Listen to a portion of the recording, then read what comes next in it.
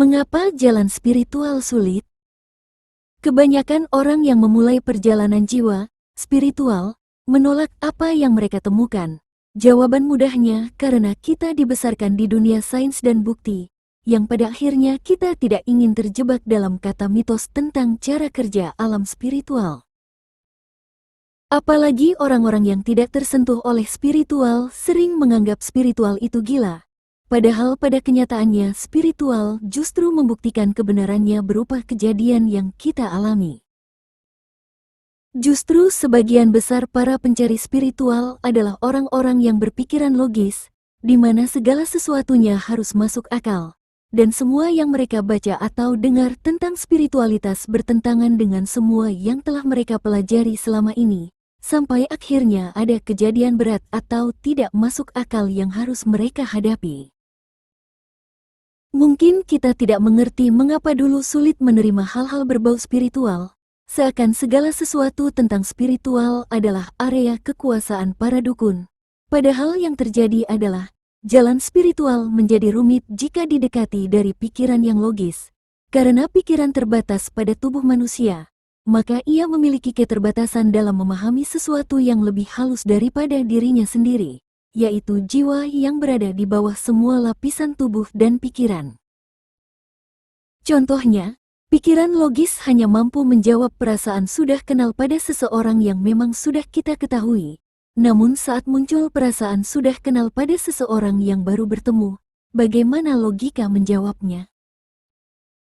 Begitu pula yang ada pada ritual-ritual keagamaan yang sulit diterjemahkan oleh logika, misalnya hidup setelah mati, surga dan neraka, karma baik, karma buruk, dan lain sebagainya. Biasanya dari sinilah lahir perasaan aneh pada diri sendiri. Perasaan kuat tentang spiritual akan semakin kuat saat kita menderita sesuatu yang menyakitkan di mana logika tidak bisa menjelaskannya.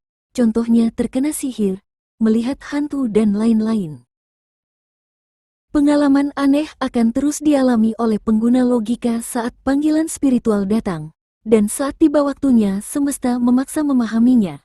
Saat itu perjalanan terasa sangat berat, karena ego yang ingin tetap menginginkan bukti nyata bertentangan dengan kenyataan. Apalagi di awal perjalanan spiritual tidak ada satupun yang diinginkan terwujud nyata. Kebanyakan pelaku spiritual justru menemukan kehancuran dan kehilangan besar-besaran di semua aspek kehidupannya. Dan yang paling menyakitkan adalah kehilangan pasangan, anak-anak, finansial berantakan, atau hubungan saudara dan pertemanan terputus. Berikut beberapa cara yang bisa kita lakukan agar perjalanan spiritual ini menjadi lebih mudah. 1. Bangun pondasi spiritual. Para pelaku spiritual yang terbiasa mencari ketenangan dan kejernihan melalui meditasi pasti memahami poin ini, karena pernah mengalami kebuntuan atau kepahitan hidup yang akhirnya bisa mengurai setelah melakukan meditasi, ritual spiritual. Perlu diingat, menginvestasikan waktu dalam semua praktik spiritual tetap akan menimbulkan rasa sakit jika kita tidak memahami bagaimana cara kerja alam semesta. Alam semesta ini bukanlah musuh kita walaupun segala sesuatu yang kita inginkan tidak terwujud. Belajarlah terlebih dahulu untuk duduk bersama pikiran, ego pikiran, agar kita menemukan kenyataan bahwa selama ini pikiran atau cara kita berpikir telah menciptakan banyak masalah bukannya menemukan solusi. Artinya, selama ini pikiran kitalah yang telah menarik kejadian yang kita alami. Saat kita sudah sampai pada pemahaman spiritual yang sejati, cinta, solusi akan datang dalam bentuk penelitian menakjubkan dan bukti ilmiah yang dapat mendukung keyakinan kita melalui logika. Contohnya setelah berdoa meminta uang kepada Tuhan, uang tersebut tidak serta-merta jatuh dari langit, tetapi berwujud kemampuan menumbuhkan skill untuk menghasilkan uang. 2. Pahami lintasan jalur spiritual. Untuk membantu meredakan perlawanan dari dalam diri sendiri dan ego yang ingin melindungi dirinya, singkirkan unsur-unsur ketidaktahuan dan ketidakpastian dari jalan spiritual dengan mencoba memahami apa yang terjadi selanjutnya. Tentu kita tidak ingin terlihat bodoh dengan langsung terjun ke kolam renang dalam tanpa belajar berenang terlebih dahulu atau sudah memasang pelampung. Kita memerlukan satu persiapan dan bimbingan untuk memberitahu apa yang akan terjadi selanjutnya. Bila pikiran tahu apa yang sedang diharapkan, pikiran tidak lagi gelisah. Kita jadi lebih siap menghadapi apa yang akan terjadi. Itulah mengapa sangat penting untuk selalu belajar agar bisa nyaman dalam ketidakpastian dan belajar berserah. Berhentilah merasa sok pintar seolah tahu segalanya, apalagi saat mengalami masa kegelapan. Percayalah, orang-orang di luar sana sudah pernah mengalami apa yang sedang kita jalani dan sudah berbagi pengalamannya kepada sesama. Yang diperlukan hanyalah keinginan untuk membuka diri akan pengetahuan baru. Di poin ini memberitahukan agar kita melakukan langkah sederhana, yaitu mempersiapkan mental agar bisa memahami berbagai tahap dan gejala kebangkitan spiritual. 3. Temukan orang-orang yang berpikiran sama.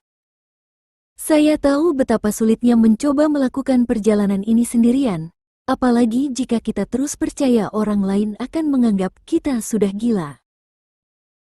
Sebenarnya, meskipun orang-orang yang kita cintai tidak mengerti dengan apapun yang sedang kita alami, pada dasarnya mereka tidak ingin melihat kita menderita. Alasan lain mengapa jalan spiritual begitu sulit adalah karena kita mencoba melakukannya sendirian, atau tidak tahu bagaimana menemukan orang yang tepat untuk mendukung. Inilah salah satu alasan saya membuat channel YouTube. Saya pernah mengalami fase kebangkitan spiritual yang berat dan akhirnya setelah memahaminya, saya ingin membantu saudara lain yang sedang melalui perjalanan yang sama. Saya berharap semakin banyak orang membuka diri tentang spiritualitas dan mengetahui bahwa ada seseorang di luar sana yang memahaminya. Jangan malu untuk berbagi kebenaran yang kita temui kepada dunia. Kita akan terkejut melihat betapa banyak orang di sekitar kita juga mulai tersadar dan berjalan bersama. 4. Meminta bantuan. Setiap konsep pertumbuhan membutuhkan bantuan dalam menjalaninya. Namun pikiran ego seringkali membuat kita percaya bahwa kita harus memiliki semua jawaban, dan meminta bantuan adalah hal yang memalukan. Saat kita selalu berada di cengkeraman ego yang merasa sudah tahu segalanya dan meminta bantuan adalah hal yang memalukan, maka perjalanan spiritual menjadi semakin gelap. Tentu yang kita temukan hanyalah frustasi dan kelelahan, karena sebenarnya kita tidak tahu apa-apa. Sangat penting untuk meminta bantuan. Mulailah meminta bantuan kepada Tuhan dan semesta, karena Tuhan dan semesta tidak pernah menghakimi. Kitalah yang telah menghakimi diri sendiri karena tidak mampu melakukan sesuatu. Mintalah bantuan dan biarkan semesta hadir. Dukungan bisa datang dari mana saja, bisa dari orang asing, atau dari artikel acak yang kita baca secara online, atau dari dorongan untuk menghubungi teman lama untuk mendapatkan bimbingan. Begitu kita menerima bantuan itu, luangkan waktu untuk mengakuinya, alih-alih menganggapnya sebagai suatu kebetulan. Tuhan dan semesta tidak membutuhkan rasa syukur kita, tetapi kitalah yang membutuhkannya.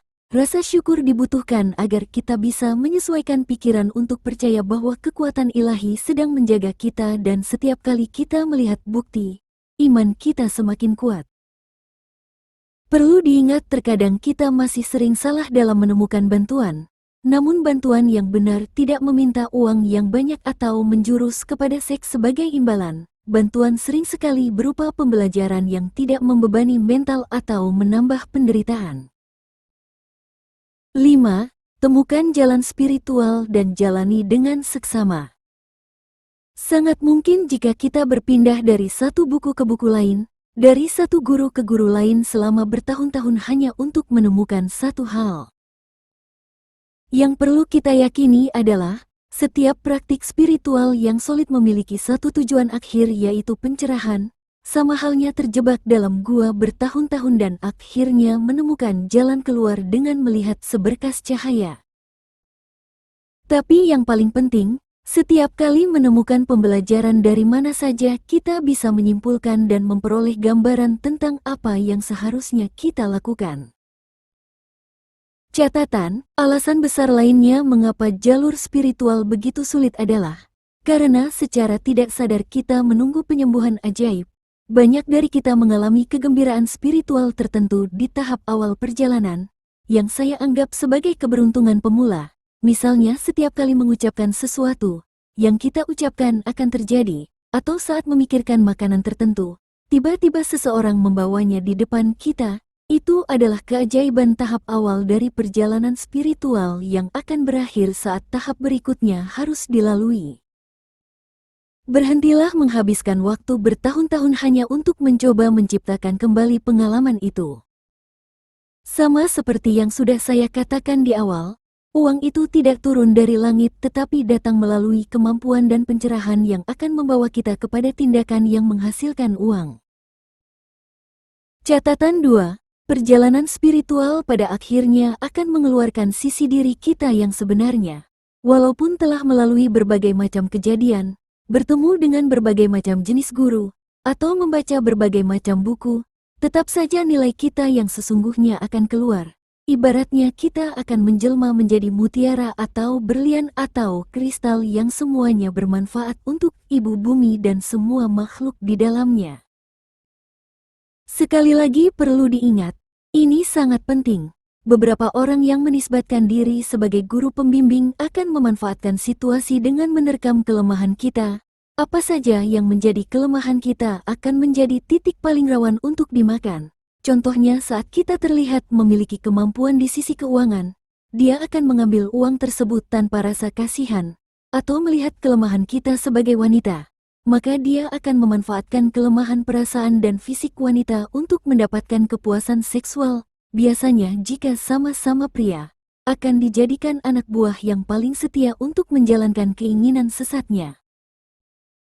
Semua informasi ini banyak saya temukan di kenyataan. Mohon waspada dan jaga diri kita di perjalanan spiritual agar pencerahan yang indah bisa kita dapatkan.